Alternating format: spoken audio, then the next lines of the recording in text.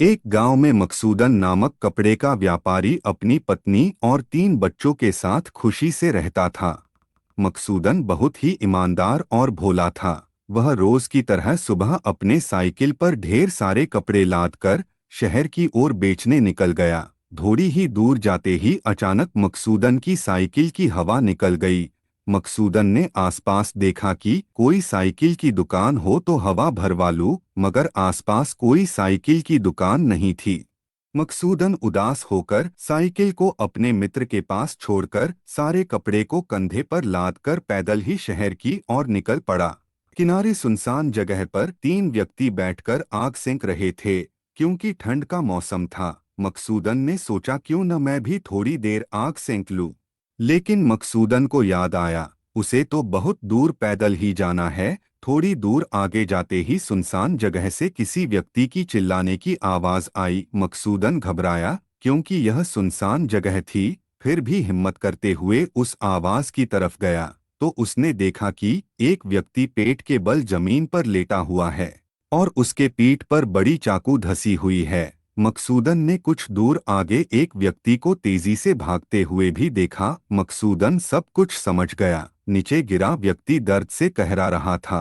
मकसूदन अचानक घबराकर आसपास के गांवों को बुलाने के लिए जोर जोर से चिल्लाने लगा। फिर मकसूदन ने सोचा कि जब तक कोई नहीं आ जाता तब तक मैं उसके पीठ से चाकू बाहर निकाल लेता हूँ। इससे उसको दर्द में थोड़ी राहत मिलेगी। लेकिन चाकू बाहर निकलते ही उस व्यक्ति की मृत्यु हो गई और गांव के आते हुए कुछ व्यक्तियों ने उसके हाथ में चाकू देखकर उसे ही दोषी समझ लिया और इस प्रकार सारे के सारे गवाह मकसूदन के खिलाफ ही थे। वह स्वयं को दोष मुक्त नहीं कर सका और जज के द्वारा उसे फांसी की सजा दी गई। मकसूदन हताश हो गया और मन ही मन भगवान को भी कोसने लगा और उदास हताश होकर सोचने लगा कि मैंने सारा जीवन ईमानदारी व अच्छे कर्म किए, फिर भी मेरे साथ ऐसा कैसे हो सकता है। आज बेगुनाह होते हुए भी वह जेल में है और गुनहगार बाहर मजे से है। ये कैसा न्याय है।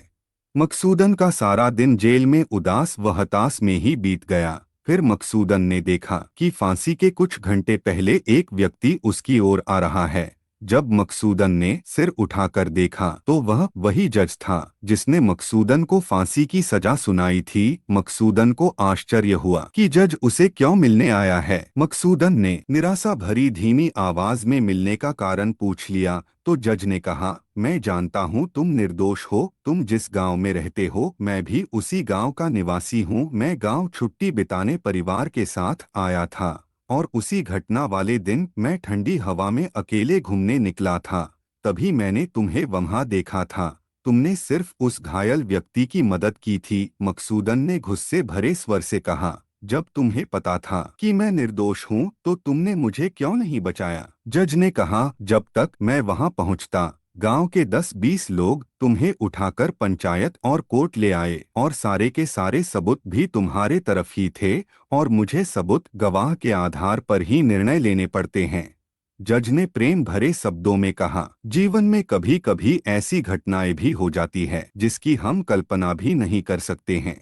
हमारे जीवन पर दृढ़ संकल्प एवं कर्म का भी विशेष प्रभाव पड़ता है जिसे हम समझ नहीं पाते। जज ने फिर प्रेम भरे शब्दों से पूछा, मुझे यह बताओ तुम्हें जीवन में कभी ऐसा लगा है, कोई ऐसा कर्म किया हो जिसका तुम्हें आत्मग्लानि मृत्यु दंड के समान हुआ हो। मकसूदन ने धीमे शब्दों में कहा, हाँ, कुछ वर्षों पहले मुझसे अनजाने में ऐसे कर्म हो गए थे जिसके मुझे आत्मग्लानि हुई थी। मृत्यु दंड के समान लगा और यह विचार कई दिनों तक चलने लगे थे। फिर जज ने मकसूदन के कंधे पर हाथ रखते हुए कहा, तो समझ लो यह उसी कर्म या संकल्प की दंड तुम्हें आज मिल रही है। मकसूदन ने न्याय भरी शब्दों में कहा, तो असली दोषी को सजा कब मिलेगी। जज ने कहा, जब उसके कर्म का घड़ा भर जाएगा तो उसे अवश्य दंड मिलेगा। इस कहानी से हमें यही सीख मिलती है कि हमें जीवन में सदा अच्छे कर्म, अच्छे विचार और संकल्प करने चाहिए ताकि हमारे अच्छे संस्कार निर्मित हो।